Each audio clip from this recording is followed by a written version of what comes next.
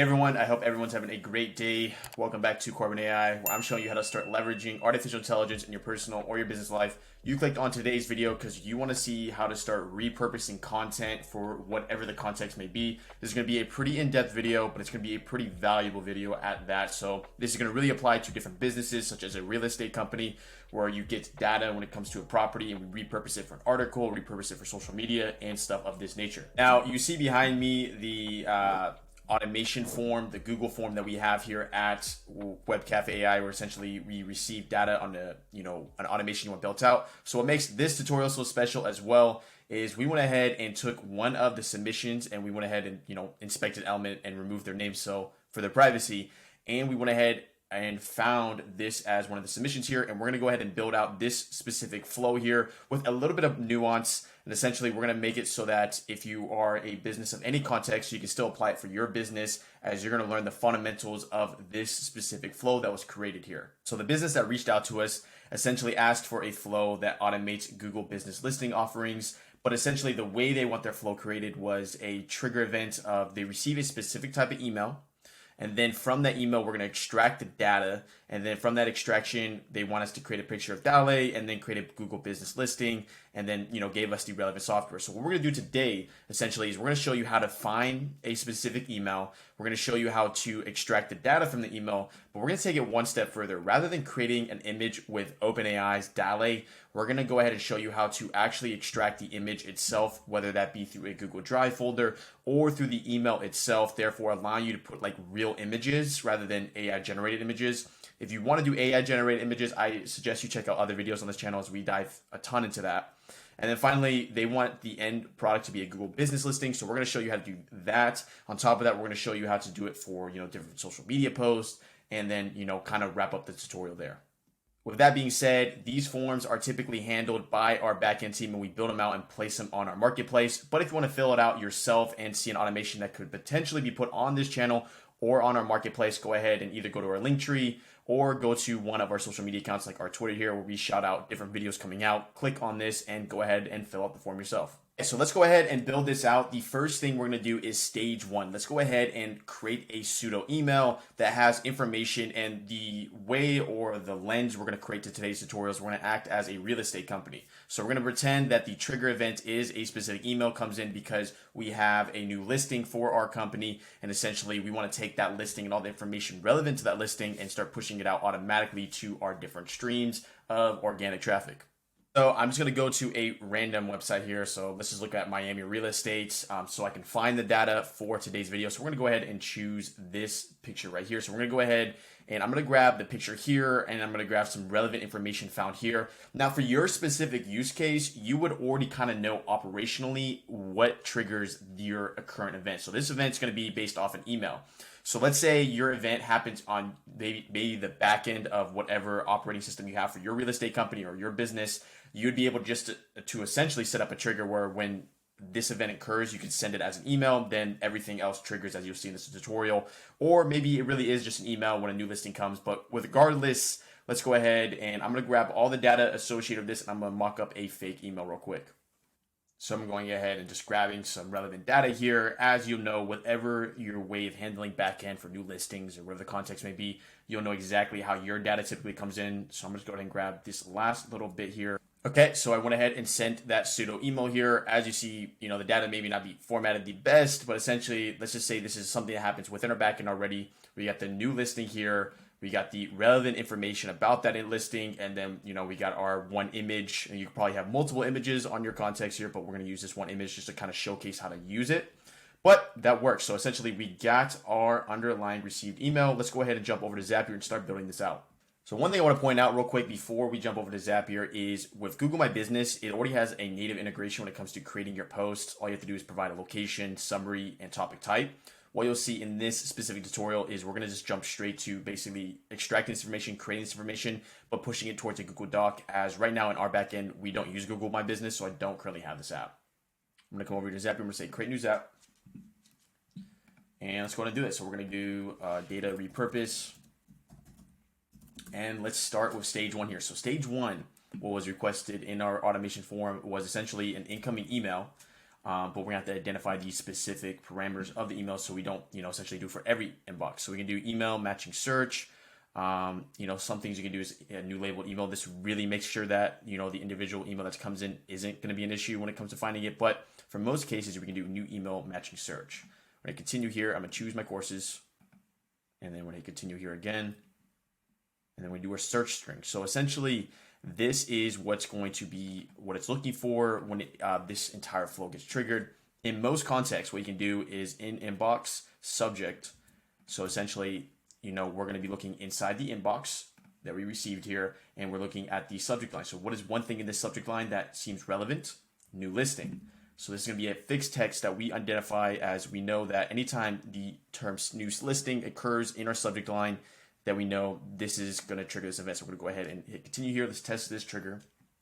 And as you see here, we got the underlying email here. So this has all the relevant information and data associated with that email. So what we can do now is we can kind of start working on data extraction. And with ChatGPT, we can do data extraction. So let's go ahead and do a couple things here. Let's go ahead and continue here. Now, the context of your user message is going to be purely on the data that you care about. So for us, I'm going to go ahead and just create 2 ChatGPT blocks. The first one is going to give me like a general overview of what's significant to me. And then the second one's going to kind of give me more of, interpretation. So let's go ahead and begin. We're going to say based, we're going to say context. We are a real estate company who just received an email for a new listing. So you'd put in whatever your context is. Real estate company received a new listing. Email subject, email body. So we want to give as much context as possible. So for the email subject, we're going to do parentheses, and we'll put in the email subject line here. So right here. And then for the email body, we're going to go ahead and provide just a body plain. That's fine. And essentially from here, though, is we're going to say generate. We're going to generate essentially what we want from that specific data, what's relevant to us, right? So we're going to say generate the following. We're just going to say generate. We'll say listing address. And then we'll say how many bedrooms, how many bathrooms. So this is just like very niche down specific pieces of information. You'd obviously look for whatever niche down specific information that you care about. I'm going to go ahead and up this model to 4. This probably could work with 3.5, but 4 is a little bit less of a hassle here. We're going to go ahead and add a memory key. So we're going to do real estate data. This is just so essentially if the output looks good the first time, it will make it so that it's consistently good for future outputs. And then as you see from our output here, we got the listing address, the address that was provided, and then the amount of bedrooms and the amount of bathrooms. So now you learned how to take specific data from an email and extract what you care about. Let's go ahead and take this a step further here. And we're going to go ahead, just for my sake and for your sake to learn, we're going to say duplicate here. So a lot of that context that we already provided earlier is, what we care about. So we're going to go to rename this to specific data points. And then for the next part here, we're going to go ahead and just do something more general. So we're going to say generate in 3 sentences a selling copy for advertisement. And then we can add stuff like tone, persuasive. Let's see if I spell this right. Persuasive. Okay, and let's go ahead and do real estate tone. This can be any random 32 characters here. Continue here. So based off all this data, I could add more context, but for now, this should be sufficient for you to understand of how you can kind of manipulate this data for whatever the use case you may be using it for. And let's go ahead and see the output here. Here's the output. Experience the perfect blend of style, charm, and comfort at our newly listed home in the exclusive Cabri Lakes gated community. This single home boasts 4 bedrooms, 2.5 bathrooms, sparkling ceramic tile floors, private pool, a picturesque lake view, offering high-end stainless steel appliances, a 1-car garage. Taking all this information, compiling it into a 3-sentence. So this in theory would have taken time for you to look at all this and come up with a copy and deal with all that, but now we can do it automatically. This is great. So now we have potential ad copy you could use within the future parts of this. One other thing I want to say that is really cool here is not only can we organically repurpose this content for social media articles, Google My Business posts, but we could in theory also create Google ad campaigns specific to this listing because of the fact that we integrate with Google Ads on Zapier.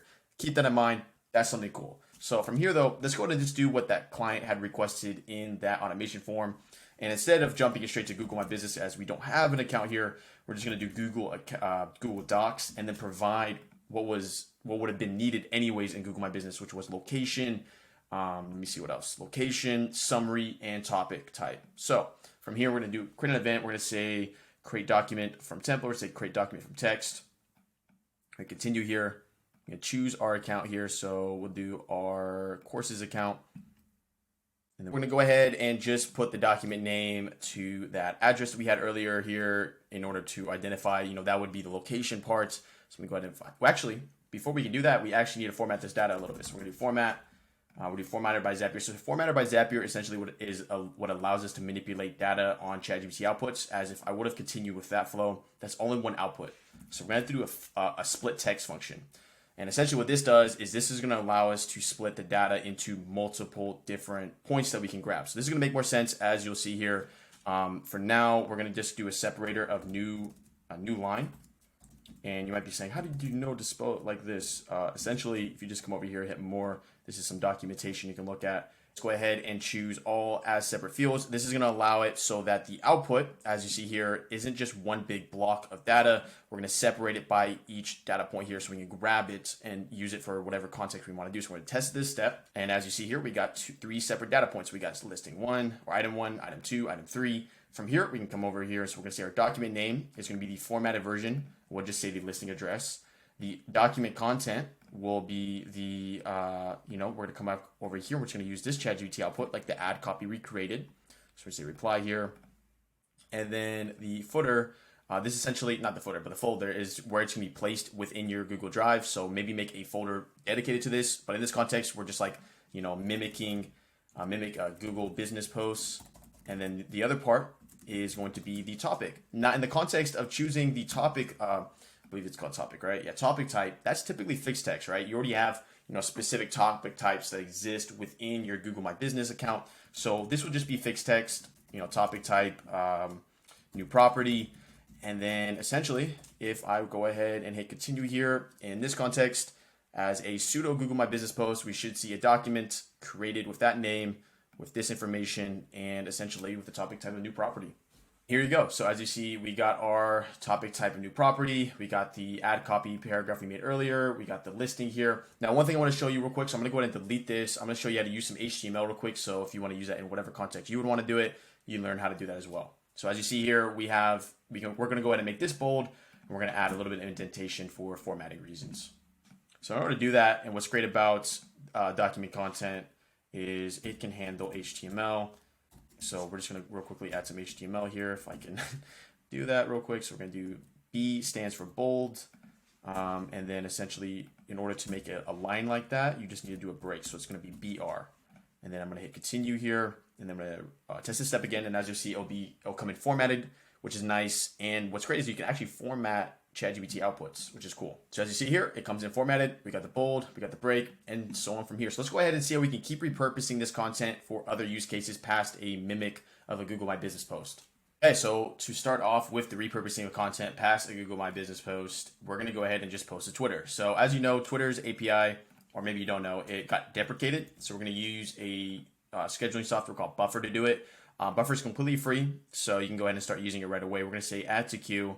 Then we're going to go ahead and continue here. And, just to show you how crazy this can get, I'm going to add another ChatGPT block here. Let me go ahead and just do this real quick. We're going to go ahead and create a tweet-specific ChatGPT block. So we're going to do ChatGPT, and we're going to say conversation. Continue. And then we're going to go ahead and say, based off this property listing, I'm going to do add a context. Property listing, if I can spell property, generate a tweet. And we're gonna do, then we're gonna give the context here. We're gonna say property listing information, and then essentially from here we can go ahead and provide the previous data points that we got. So for example, we got address, and then we got bedrooms. Actually, we don't even need to do that. We can do address, and then we can do more information. And essentially what we can do here is for the address, we'll give that formatted piece of data that we had earlier here. And then for the more information, we'll go ahead and give that other ChatGPT output that kind of condensed all that information into one little block here. And we're gonna go ahead and upper model to GPT-4 here. I might need to do more prompt structuring here, but let's go ahead and see real quick. So we're gonna do real, tweet real, and then we're gonna continue here and test this step. And here we go. So here's our tweet just listed. Discover luxury in this 4-bed, 2.5 bathroom home in the Cabri Lakes, and then gives relevant hashtags associated with this as well. You can also add fixed hashtags here. What we can do here though, so we can get away of these nasty little quotation marks, is add another formatter block and essentially just say, the output here, but let's remove it. So we're gonna do text. We're gonna go to transform, and we are gonna do the event of replace. We're gonna hit the input is gonna be the output that we have here. So let's go to reply. And essentially all we need to do is find the quotation marks, leave of empty space, and then hit continue and test this step. So now we should get the exact same tweet. There we go. I'm gonna go ahead and move this up here. And then from here, we can take the output of this formatted text here, put it right there. We're gonna choose our Twitter account here. And then we're gonna choose our media. So our media in this context is gonna be an image. The image is going to be that attachment that we had up here. So let's go ahead and get all attachments. And then from here, we can add alt text. We don't really need to do that. Method to queue. We're going to say, this would be whatever the context you may have. Due to the fact that this is going to happen every time a new email comes in, we can just share it now. I'm going to hit continue here. And then let's go ahead and test this step, and we should see it on our Twitter. Okay, so we actually run into an issue here. So we got a message that's too long. It's actually good that happened. So what we can do here is we can ensure this doesn't happen in the future. We're going to go ahead and say generate tweets. We're going to add a format block here. We're going to say formats, max, either do a character limit or sentence limit. I'm going to say max amount of sentences in tweet is, we'll say 2. Just for now, in order to really make sure it works. I don't remember what Twitter's exact character limit is, so that might be more effective use. Whatever it is, so let's say the character limit is 250. Go with something a little bit lower. So go with like 220, 210. This will really ensure that there is no issue in the future. All right, so we got our tweet here, which is going to be a lot shorter and still has the hashtags. We're going to go ahead and hit test action. We're going to retest this step. All right, perfect. And then we're going to go ahead and test this step again. And now it should work. So I'm going to jump over to Twitter here, I'll reload, and let's see if it shows up here. And there you go. So based off our information that we provided, we got some hashtags. We could add fixed hashtags here, and we got our image of the link. We could even add links here if we wanted to. But here's one example of repurposing, or the second example of repurposing content, which is going to be for Twitter. So I'm going to go ahead and delete that, and let's look at another example. So the next example is going to be pretty obvious here. Instagram for business. Why would you not post on business on your Instagram? So we're going to just go ahead and say publish photo. The photo will essentially just choose the all attachments that we had earlier here. And then for the caption, we can go ahead and just, maybe reproctor this original caption here. So let's go ahead and come over here and we'll say generate a Instagram caption. Now, as I said before, you can add tones to this. You can request specific hashtags, but I just want to show you how to repurpose content. So we're going to go ahead and say max amount of sentences in Instagram caption is 2. And actually, we'll say 1, so we can kind of get a different output here. And then we're going to go ahead and continue. It already would, in theory, I added 1 here to refresh the memory key, so it's, starts on a clean slate. It would, in theory, already give us a different style of dictation for the Instagram because it's going to be basing off its data and what it's, obviously an Instagram caption and tweets are drastically different in the way people talk in them. So from here, though, we got our nice little Instagram caption. I can come over here and hit the caption part here. We can add, and this one didn't come up with the quotations, so we can go leave it in there. And you can tag users in Instagram, which is nice. You can also provide the location specifically here as well. I'm gonna hit continue here and test this step. And there you go. So our Instagram is just like AI generated images, but as you see here, it pulls up here. We got the relevant caption. We could have requested hashtags as well, but it pulls up here automatically. Really nice stuff. I'm gonna go ahead and delete this. From here, the capabilities are limitless. essentially now you learned how to repurpose content in whatever context you may receive the data and need to repurpose it for other streams. As you know, the way this all started was just through a simple email. We were able to extract the data from that email. We gave a mimic of a Google business post. So leave a like if you feel like you've learned something up to this point, as it shows us here that you like tutorials that are more structured like this. We went ahead and took it one step further here. We restructured the incoming data to make it into a tweet, make it into an Instagram post, and essentially any other social media content you would want to publish it to.